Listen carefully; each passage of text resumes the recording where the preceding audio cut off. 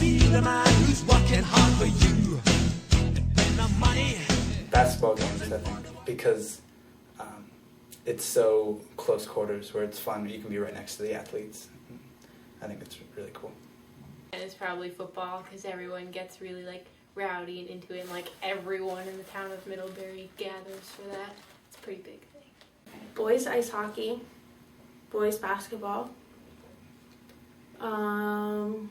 boys soccer. I like watching soccer because there's a lot of sort of strategy involved, and I know I play the game, so I can kind of follow what's happening and enjoy it. Lacrosse, I like watching that because I like watching people just whack each other with sticks. Well, I don't attend many sporting events, but the ones that I do tend to be the ones that I know the most people at.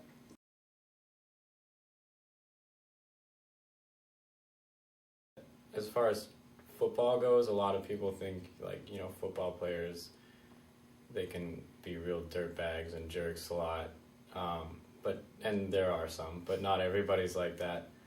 And then with lacrosse, there's the whole, like, lax bro, like, stereotype, which I personally don't really believe in, but that's always present. Knowing the players, they generally don't fit that stereotype that usually makes a negative opinion of them. Common stereotype I'm sure everyone knows is that the football player's IQ is not the highest, and I know plenty of people on there who are in honors, if not high honors, so false. Like people always say like, oh, that's so easy, anyone can dance.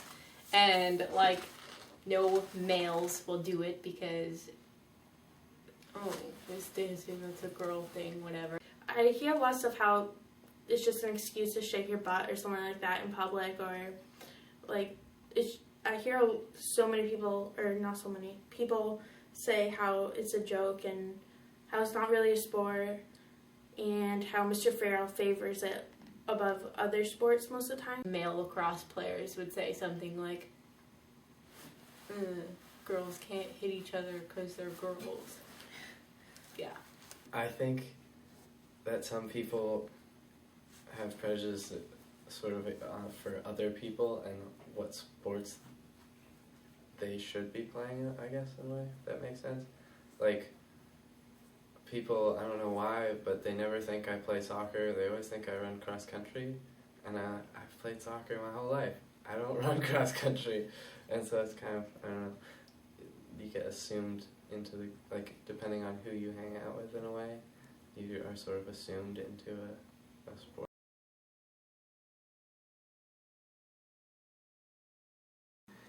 There is some competitiveness about programs that are stronger than weaker. There's always been an underlying issue between field hockey and girls soccer. I mean, even when I was a student here, it was there. And I think that is it tied to the fact that field hockey's had success over the last few years or not? I don't know. And again, I think that's more driven by the students than anybody else. If you're on the football team, you think football is better than soccer, and you kind of diss on that, or the other way around. There's an irony there, too, that, in the fall, it's football, and everybody else has made a bad choice.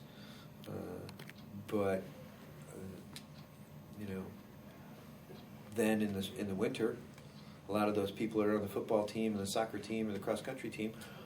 Holy cow, they're playing hockey together, or they're on the basketball team together, and all of a sudden, they're teammates.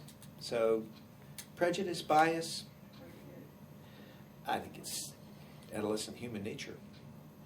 That you believe in your sport, you want to do what you can do to make everybody else believe like it's the best thing since sliced bread, and that means that other stuff isn't. I think there's always going to be a rivalry between soccer and football to see like who can have the better season. But I don't think it has to do, it's not school or money, it's just kind of the nature of the sports. Some prejudice is more a varsity versus JV issue rather than, field hockey versus soccer or football versus soccer or something like that. That I think where the prejudice comes is between the levels more than the individual sports.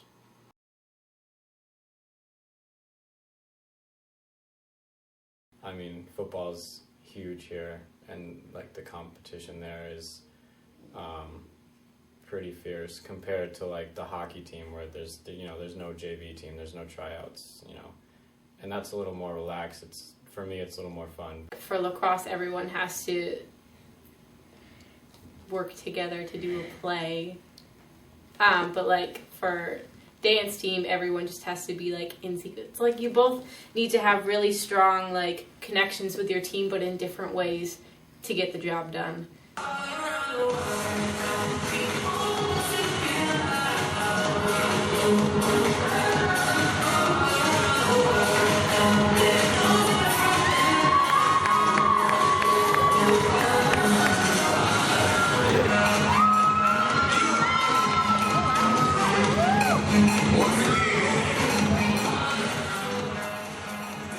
I feel like hockey, you're a lot closer to your teammates than you are in soccer. In soccer, it's more like a individual thing for me, I guess I would say, for the high school. I feel like it's mainly like how people mainly care about how they do and don't really like necessarily think about the whole team as a whole most of the time, but some of the time they do. Soccer? Hey, we just experienced the best season the school has ever had, and the reason we were as successful is because they believed in one another. It was the purest team I've ever had, in terms of their selflessness, in terms of their dedication to fitness, to each other. If you wanted a model of what you would hope to ever have in a team sport, in terms of working together and having common goals and supporting each other, it was this past fall's boys soccer team. I think you'll find the teams that are successful are the ones that are extremely supportive of each other, and that's at all levels. If you look at the football program, they all work pretty well together. They practice and train all in the same area. The coaches work well together, and I think the more that you have that versus some animosity between each other, that's where we create some negativity. Sports are full of cliches, and one of them is that cliche about having chemistry. It's sort of a euphemism for getting along. But if you've got chemistry, the wins and losses will take care of themselves, and you're going to walk away from the season feeling success.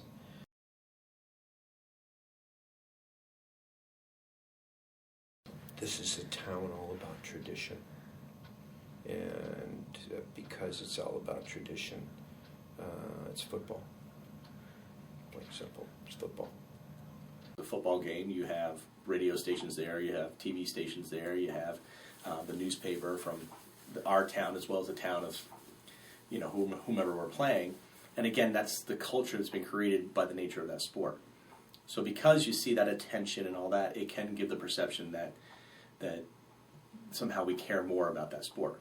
But it's more of societal culture that creates that spotlight on those sports rather than, we as an institution. I think that it's pretty fair because it's based on like success. Like the sports that have had the most success in the past are the ones that are getting the most support. I think it's one of the programs that's been the strongest for multiple years.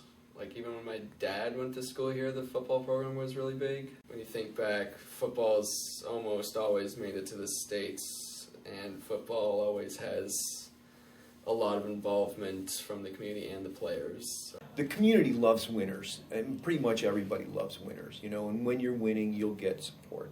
We were winning this year, and the crowds here were bigger and better than I've ever seen them. There were more students there, there were more teachers there were more community people there, past players, and it was really fun to watch that phenomenon. And I think if you want to see that phenomenon on a regular basis, go to a football game.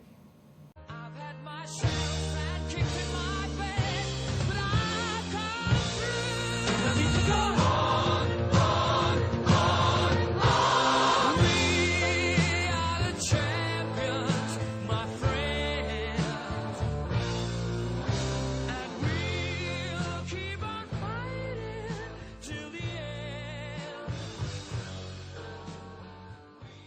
Well, I definitely feel like a lot of money goes into our football field because football is like our school's sport. It's what we're good at. And I find that like other teams end up having to like fundraise for a lot of their stuff, like who pays for the new football field. I don't think they have big sales for that, but I guess I don't really know. Definitely boys football. You look at the football team and, like, you know, we get a lot of new equipment frequently. I would definitely say that there are sports that get more attention in the school from a certain person. For example, a football field recently got renovated. It's not true. You know, I care about every single sport. You know, I think where people get the perception that there's preferential treatment is because of either the budget it takes to run a sport, so therefore that team's getting more money. I'll use football as an example. It's a very expensive sport. The equipment's expensive. But there's also 90 kids involved in it. Not once was it paid by me. So it's those teams did fundraisers themselves and to help afford it. Where I do chip in is for sports that have smaller boosters and things like that. Go Tigers.